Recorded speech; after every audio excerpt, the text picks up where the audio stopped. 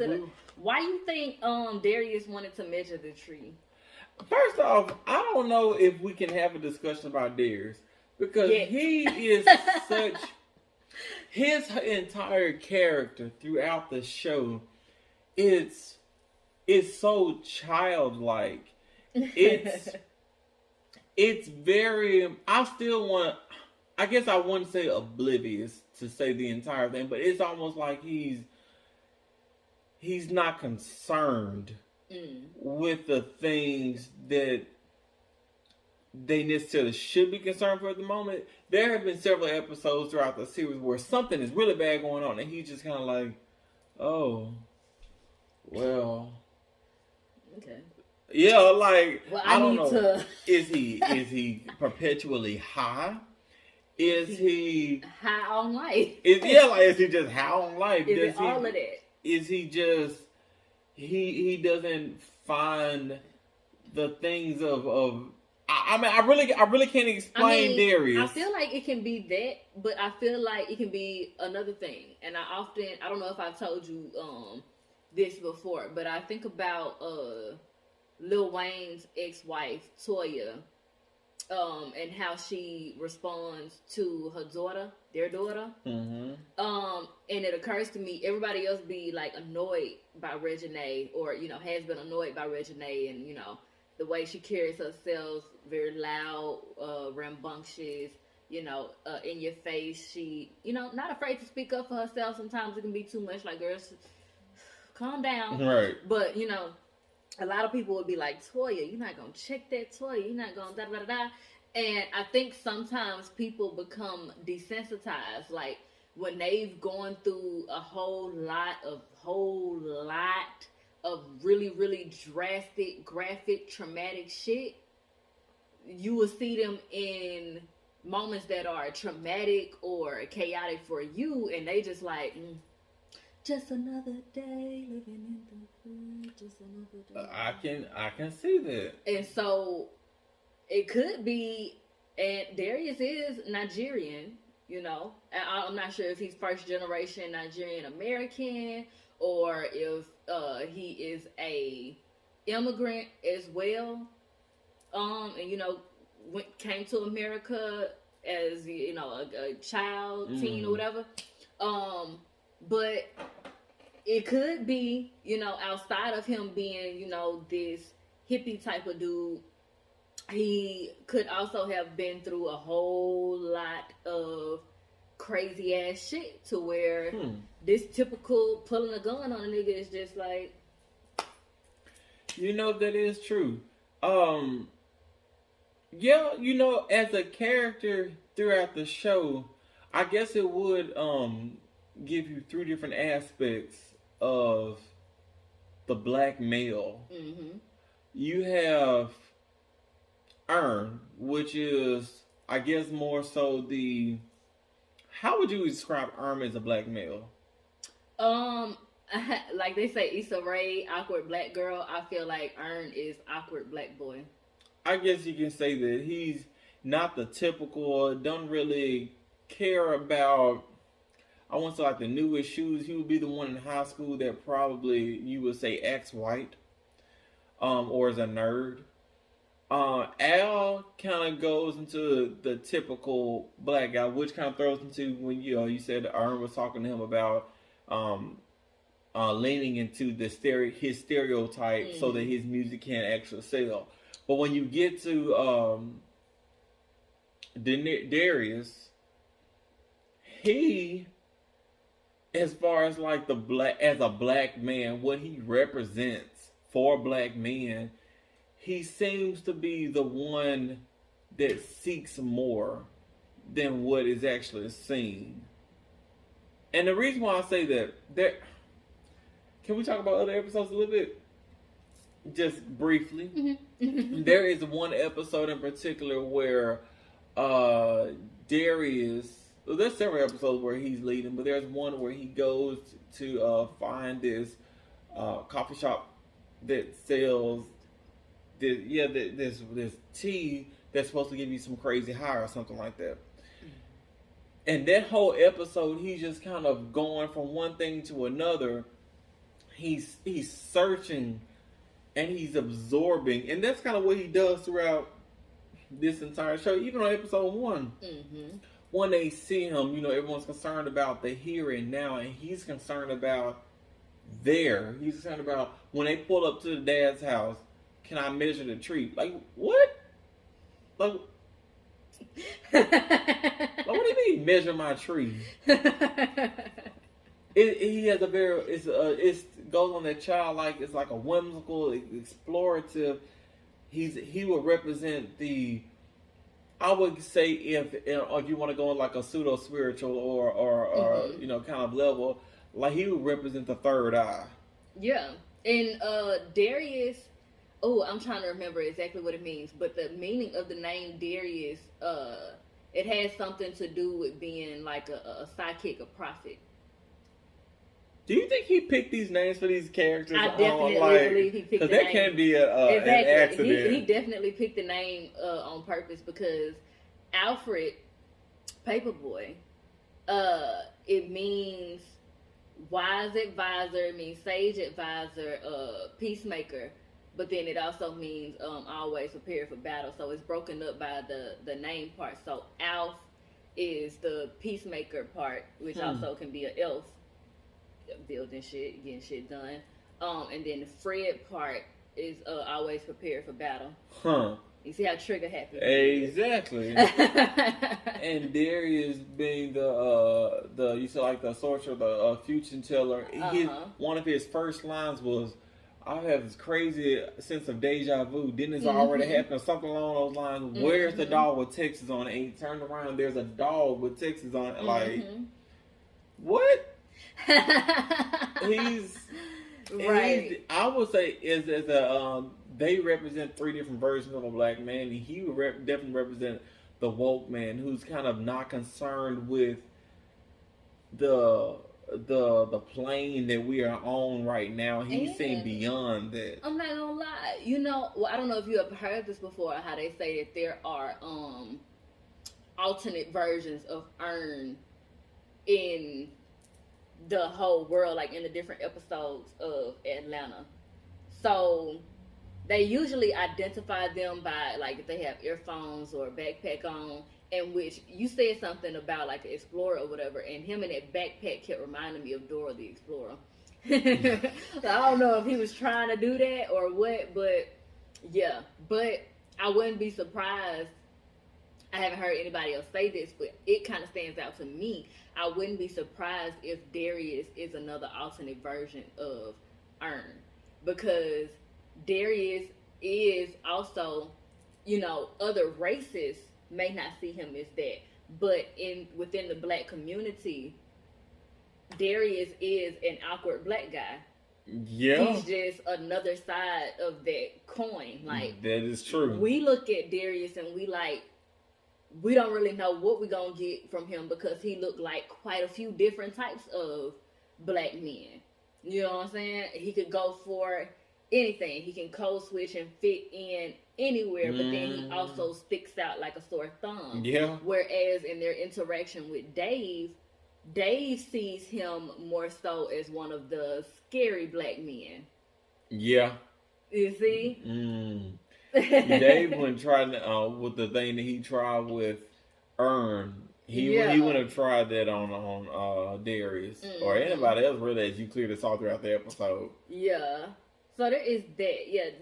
Darius is very peculiar. I feel like it will be other episodes where we can get deeper into Darius. But I want to touch on this dream thing again because we forgot to talk about the Nutella man. So the tall, light-skinned brother, he gives him like this quote, resistance is a symptom to the way things are. Which reminded me of Darius again, because like we said, he is, while everybody else seems to be in the moment, he's in the moment, but just in a different way, like kind of on a different wavelength of the moment. And I feel like everybody else is in the moment trying to change what is. Like, for instance, with the Big Bang situation, Earn is trying to talk Al off the ledge. He know that's not gonna happen. Al is trying to get money off of the nigga that broke his mirror. He know that's not gonna happen. The nigga that broke his mirror was just on some bullshit. He just looking for a problem, apparently. Everybody is in the moment, but they're trying to change what is. Whereas Darius is just like, what did dog get? Right. It's in the right place. That's exactly where it was supposed to be. That's exactly where I saw it. Oh, still wow, right here. About what was happening on the plane. He is, I mean, his friend is basically about to have a shootout, or I guess what you call a shootout. His friend has a gun out, prepared to shoot and possibly kill somebody, and he's not even there. Darius is. It's like he's unaffected. He's. Yeah. I wish I was really like that. I'm sure a lot of people do, because once you see so many times that something is the way it is, don't keep trying to force blood out of a turnip. Change yourself, adapt yourself, and what's meant to follow will follow. That's a grand concept of spirituality. Letting shit fall where it may. That's called faith. And that's low-key, high-key what the tall, light-skinned brother is talking about in his quote. Resistance is a symptom to the way things are. You're going to naturally have questions, but you got to allow it to, like he said, allow it to push you like a branch, like a broken branch in the river's current. Understand that you're going to be okay regardless. Understand that you're going to have a place to belong regardless. And something else he said in the quote was, victory belongs to those that don't see failure. And that ties again with what I said about Darius earlier. Like, yeah, he's not the stereotypical sense or idea of success, but it's clear that he doesn't see failure. He's gonna get it by any means necessary. And no matter where he is, no matter who's around, he's successful. Yeah. And so that's what also makes me feel like he's kind of an alternate version of Earn. Where he's that awkward black guy, but he allows it to push him like a broken branch through the river's current. That's interesting. That's definitely a topic that we can definitely break down even more. That can be its own thing. I'll have to definitely do my research so I can make sure I come hard with a case for it. But I can definitely see this. So it's like if you look at it that way, if they're alternates and they're both there for Al, it's almost like you seen like the the little depiction of the angel and the devil on your shoulder. Yes. And not necessarily saying one is saying do bad and one is saying do good, but you have two people that is there for Al essentially, but they have two different purposes. Like you see how he was his right hand man so much so to where Earn was like, "Is that your manager?" Right. Yeah. Like, and he's on his own thing. Maybe he's there to elevate his mind to another level, or maybe he's just there to simply be an emotional figure for Al. Even though it may not, you may think it's hard to be an emotional figure, but I'm just like, for Al, we can tell that he's not affiliated with any gang thing. I don't think he's really affiliated, but the lifestyle that he has is already, that he leads is already on the borderline of dangerous. And it's like he in two different worlds. Yeah. And then Earn comes in, who Earn ain't affiliated with nothing. And Earn is there to try to lead him in one direction to be, I think I'm losing myself with that one. I get what you're saying, because guide me. Okay, let me guide you. So I feel like where you're going with it is they kind of represent Al's duality, if you will. Al is kind of stuck between two different worlds. And I don't know his parental situation, but it seemed like Al came from a single parent home. But their parents are siblings, right? Earn comes from a two-parent home. You see how he functions. So it's giving me where Al is like hood adjacent. He's not necessarily a hood nigga, but he's hood adjacent. Okay, yeah, Whereas probably the lack of a father figure, being raised by a single mom, made him more vulnerable to, kind of being in that street life more than Earn would, because he had two parents in his life. He had two support systems bringing money into the household to where he didn't have to be out selling weed and shit like that. That is true. So whereas, and like I was gonna say this earlier too, where I see Al have a spiritual growth. I see Al have enlightenments throughout the different seasons. He may not get happier per se, but I see him come close to happiness than Earn, because he does have those enlightening situations. He takes away a spiritual gain from each situation that he has, which I feel like is that element and the influence of Darius. Darius kind of brings out more of the hippie, naturey side of Al, whereas Earn puts him more on a capitalism standpoint. Use your stereotypes to get to this place. Da. Will I agree with that one?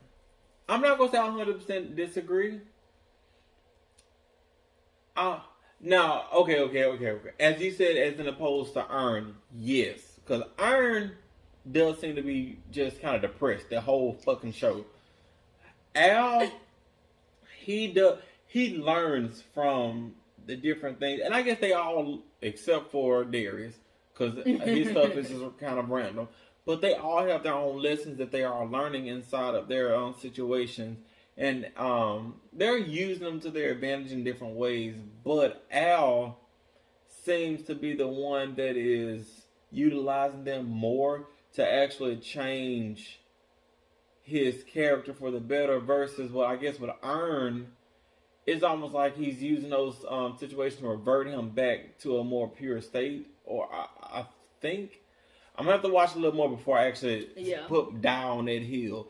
But I think I can see what you're saying. Yeah, because Earn is honestly not as good of a guy as he would like to portray. You know what? And that was definitely that was shown like a motherfucker. Episode 2, season 4. That is you are definitely right about that.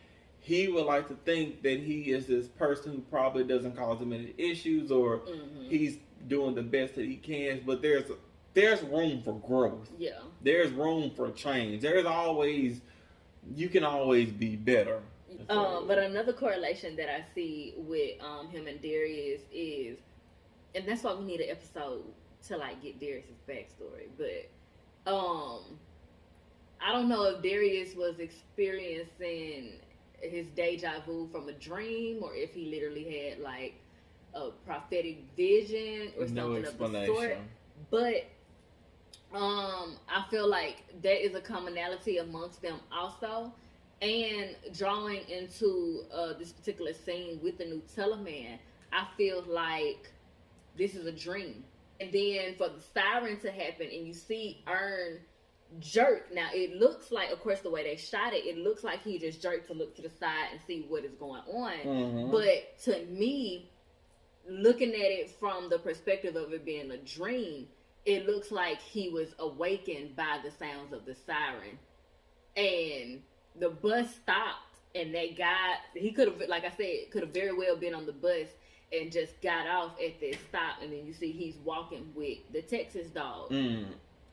That was the Texas dog? Yeah, he had the Texas on his butt. Yeah, that was the Texas dog. You know, I saw the dog, but I didn't put the two and two together. It was the same dog. So, the shooting hadn't happened at this point. That's when he was on the bus, and Al called him after that, because he was fixing to send a text message to Van, and then Al called him after that, and then he goes over to where they are, and then... So then Darius had the deja vu about the dog being there. Yes. So the dog was present before the beginning of the show actually happened. Huh. That's interesting. Very much so. Very much so. And it's so many, because I was just thinking to say too, it's so many tie-ins with Darius in that scene, and he's not even in that scene. He's not mentioned in that scene or nothing, but it's so many like hints of Darius and tie-ins and parallels of Darius in that scene with the Nutella Man, but Darius is not even in that scene. That's interesting. But interesting, you did just bring that to my attention though. I pinpointed, yeah, they're at the same place, but Ern saw that dog before the shooting. Because, you know, we saw the shooting before all they, you know, they went back earlier to that day. So, like, yeah. That is an interesting point. I want to do a little research on it just to see what was the purpose of this. But, yeah, very, very, very interesting.